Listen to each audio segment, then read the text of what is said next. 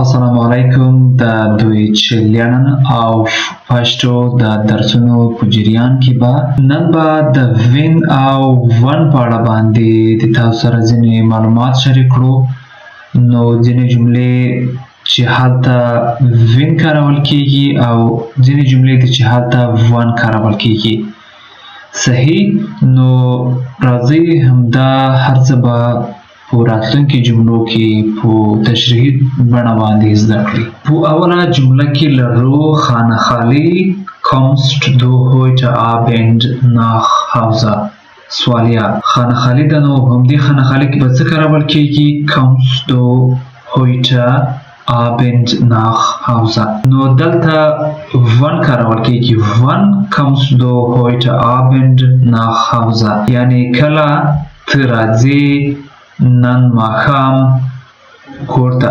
نو ون kommst du heute Abend، یعنی نن مازدیګر ماښام nach Hause کور ته. نو دلته ون کارول کیږي. ون د کله په معنا ده. صحیح. دویم لرو ich rufe dich an. خانه خالی ich nach Hause komme. ich rufe dich an یعنی زه به تا ته ټلیفون وکوم. نو خانه خالی کې به څه شی وي؟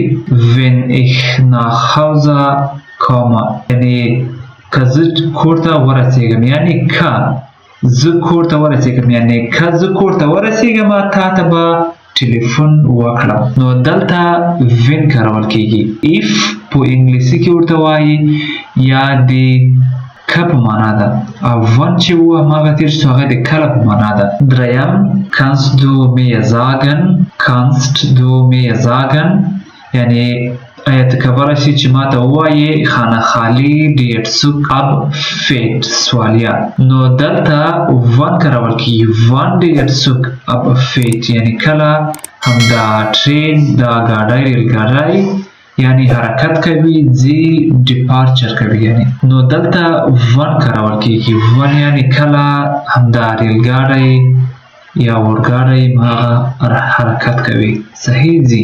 څلورم خانه خالی es regnet bleiben wir hier. نو همدې خانه خالی کې به څه کارول کیږي؟ دلته when es regnet یعنی که چیرته باران وي، bleiben wir hier یعنی موږ دلته پاتې کیږو یا دلته اوسېږو، یعنی دلته به یو.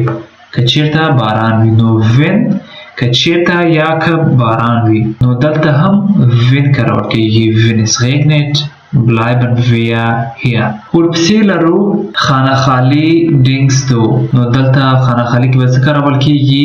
ist die beste Zeit für einen Urlaub.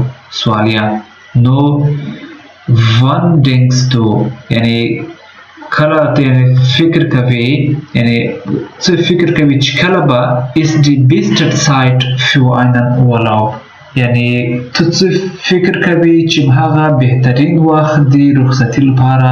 یعنی کله به وي هغه د رخصتي بهترین وخت، چې هغه بهترین وخت به کله وي د رخصتي لپاره. صحیح. نو دلته هم ون کارول کیږي. شپږم ورپسې لرو خانه خالی ich mehr Zeit habe möchte ich Deutsch lernen. نو په همدې خانه خالی کې به څه کارول کیږي؟ دلته wenn ich mehr Zeit habe یعنی که زه چیرته زیات وخت ولرم، möchte ich Deutsch lernen یعنی خوښوم چې الماني یا جرمني ژبه زده کړم، یعنی ما علاقه لرم چې جرمني یا الماني ژبه زده کړم که چیرته زیات وخت ولرم. نو دلته هم when کارول کیږي. ورپسې لرو weißt du die Besprechung morgen angesetzt ist. سوالیه نو په همدې خانه خالی کې به ون کارول کیږي. weißt du آیا ته پوهیږي wann die Besprechung یعنی کله هغه ملاقات morgen angesetzt ist چې کله هغه ملاقات سبا سکیجول سوی یا تقسیم اوقات ورکړل شوی ده یا وخت تعیین شوی ده. نو همدلته هم ون کارول کیږي. weißt du wann die Besprechung morgen angesetzt ist. سوالیه آیا ته پوهیږي چې کله سبا ملاقات تعیین شوی ده یا سکیجول شوی ده. ورپسې اخیری هم لرو خانه خالی ich das nächste Mal in die Stadt bin. بزوخه اخته. په دې خانه کې به څه کارول کیږي؟ هماغه ستاسو کورنۍ دنده ده. په پورته څو مثالونو کې تاسو چیرته ون کاروو چیرته وین کاروو هماغه مو زده کړل. نو همدا اخرنۍ جمله ستاسو کورنۍ دنده ده. تاسو کولی شئ چې حتما او حتما یې باید په کمنټ برخه کې ولیکئ. Kann ich das nächste Mal in der Stadt bin. د ټولې جملې معنا نه درته وایم، خو د همدې اخرنۍ برخې بزوخه ich dich یعنې ستا سره به ووینم یا به ستا سره ملاقات وکوم.